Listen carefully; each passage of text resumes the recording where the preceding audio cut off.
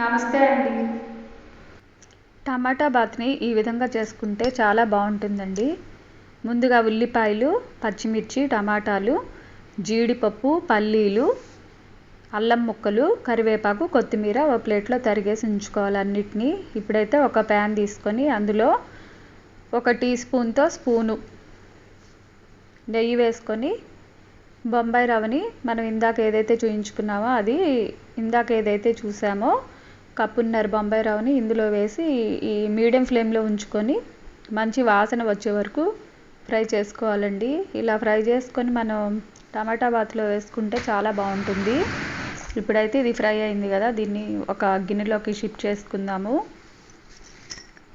ఈ విధంగా షిఫ్ట్ చేసుకున్నాక ఈ ప్యాన్లోనే మనం టమాటా బాత్కి సరిపడా ఆయిల్ వేసుకోవాలి. టీ గ్లాసులో సగం ఆయిల్ అనుకోండి, అలా వేసుకొని అందులో ఆయిల్ కాగాక ఉల్లిపాయ, పచ్చిమిర్చి, తాలింపు గింజలు, కరివేపాకు, పల్లీలు, జీడిపప్పు,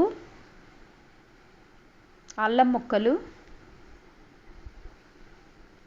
అన్నీ వేసుకొని మీడియం ఫ్లేమ్లోనే ఇవన్నీ బాగా ఫ్రై అయ్యే వరకు ఫ్రై చేసుకోవాలి.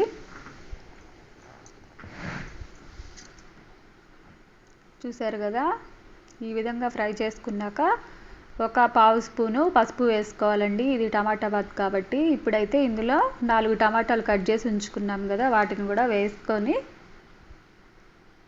కొంచెం ఫ్రై చేసుకొని వీటిల్లో సరిపడా ఉప్పు వేసుకొని మనం లిడ్ పెట్టేసుకొని ఉంచుకోవాలి.